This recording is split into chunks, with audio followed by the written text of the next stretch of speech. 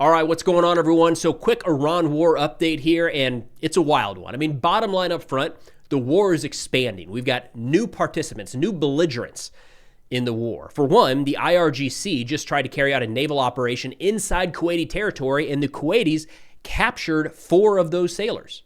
They have their names and ranks listed.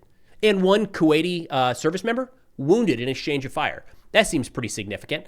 On top of that, same time, in the last 24 hours, we've got our first reports that Saudi Arabia and the United Arab Emirates carried out airstrikes inside of Iran over the course of the last month.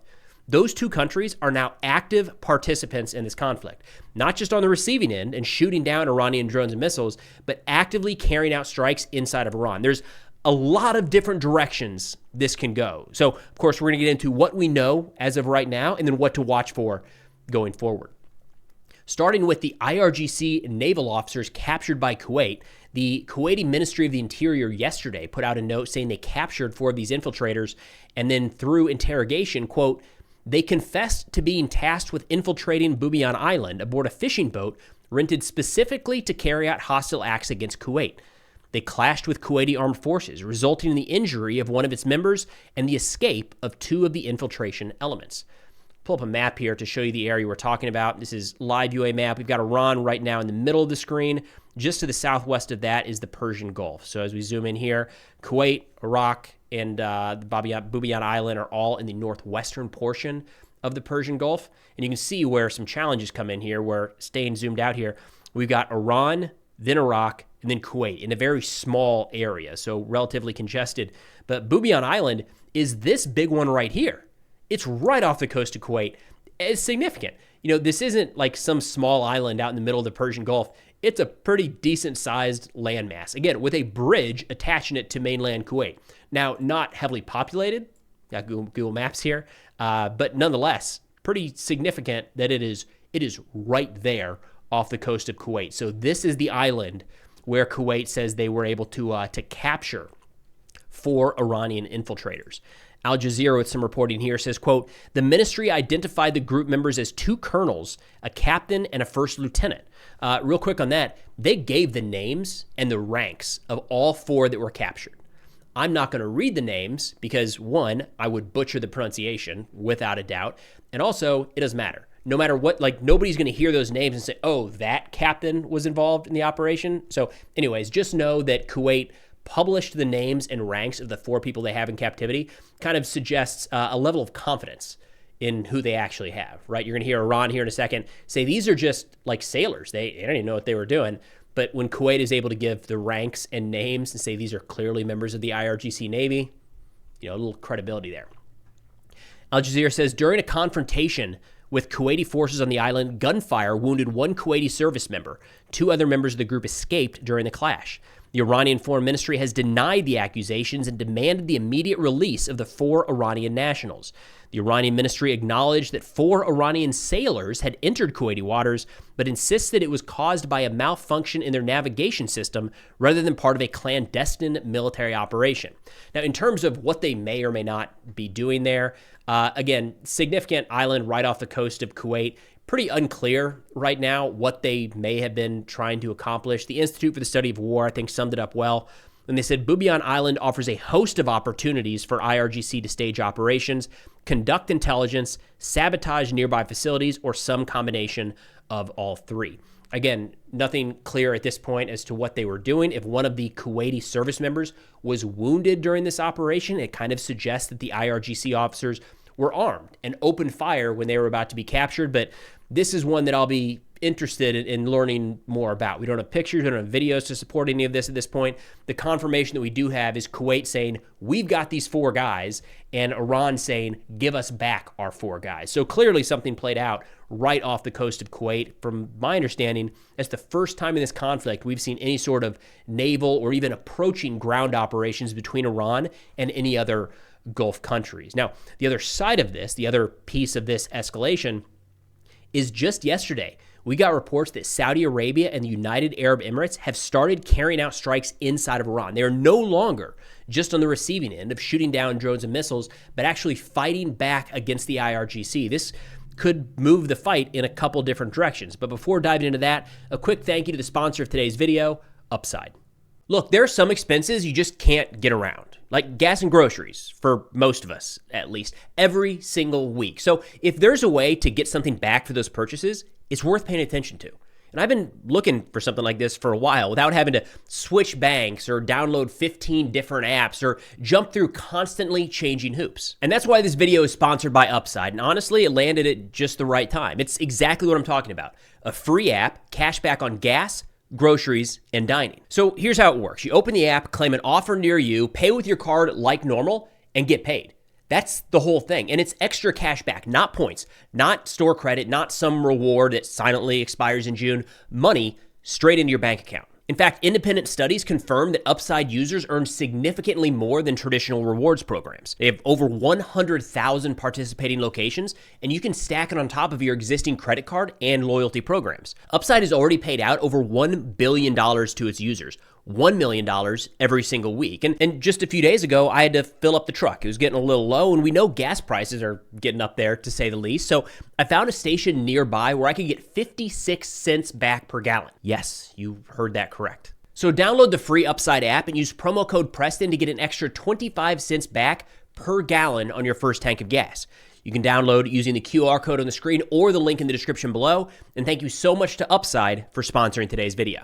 All right, so the timing here is interesting. All three of these kind of coming out back to back to back. We've got the naval operation off the coast of Kuwait, and then Times of Israel just yesterday talked about the Saudi Arabia strikes inside of Iran, and the Wall Street Journal also yesterday talking about the United Arab Emirates strikes against Iran as well. Those would both be firsts, to my understanding.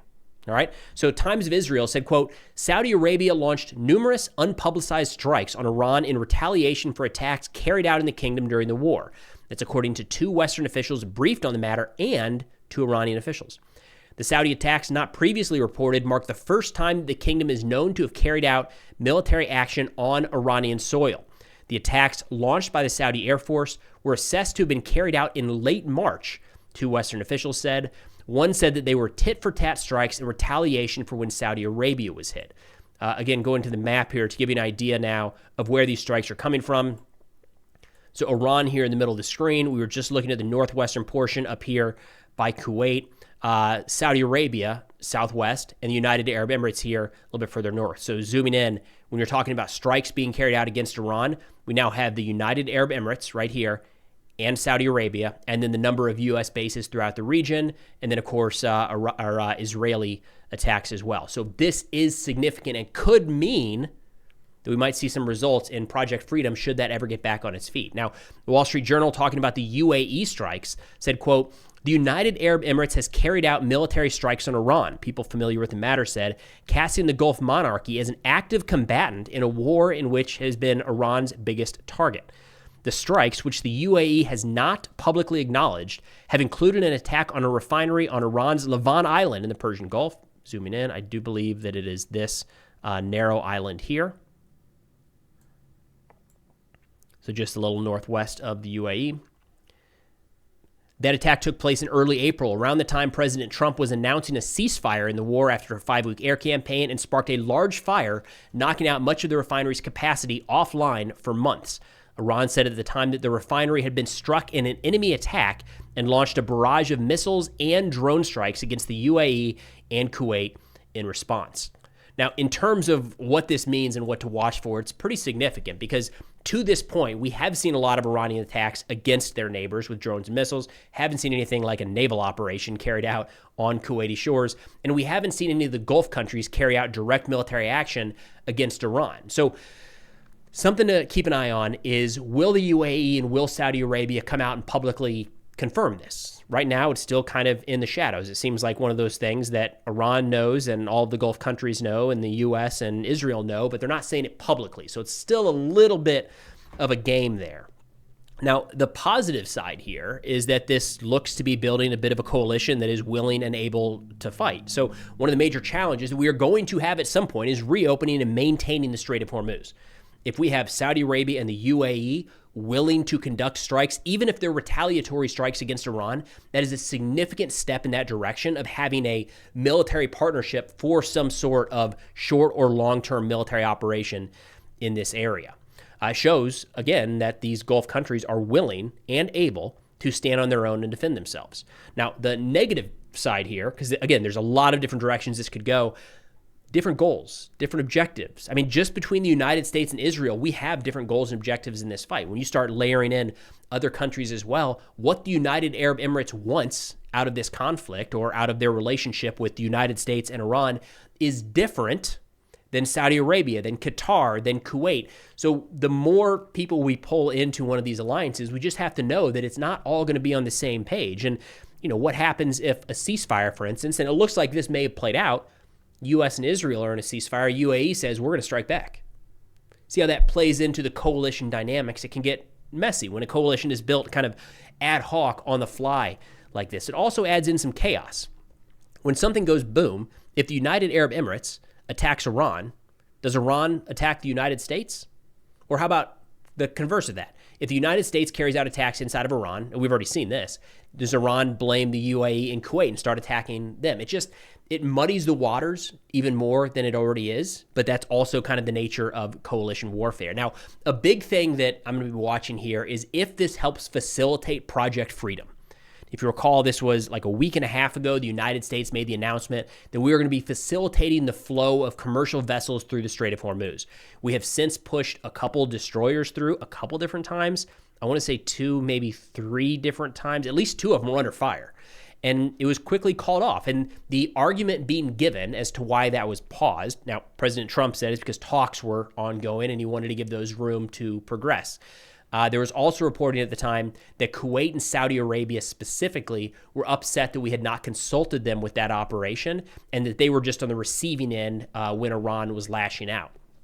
Specifically, there was a strike carried out against the Fujairah oil facility here in the United Arab Emirates that General Kane, Secretary Hegseth, and others referred to as below the threshold of violating the ceasefire. And I think that rubbed a lot of our allies the wrong way, thinking that we were just out to get a deal no matter what and wouldn't be all too concerned about defending our allies in the region. So there was some pushback. Sounds like Kuwait and Saudi Arabia maybe shut off our ability to overfly their territory or conduct operations from their territory that really restricted what Project Freedom could look like. This is so far in the other direction. When you've got IRGC elements trying to come ashore on a Kuwaiti island, that might steal the Kuwaiti resolve to get more directly involved in this Project Freedom. And the same with Saudi Arabia. If Saudi is now carrying out airstrikes into Iranian territory, that might show them getting a little bit more hawkish in how they want to approach the current and future state of this conflict. But make no mistake, those 3 acts happening kind of side by side are pretty significant. They're all, again, firsts that we have not seen before in this conflict. But that's all we got for now. Thanks for watching, and I'll see y'all next time.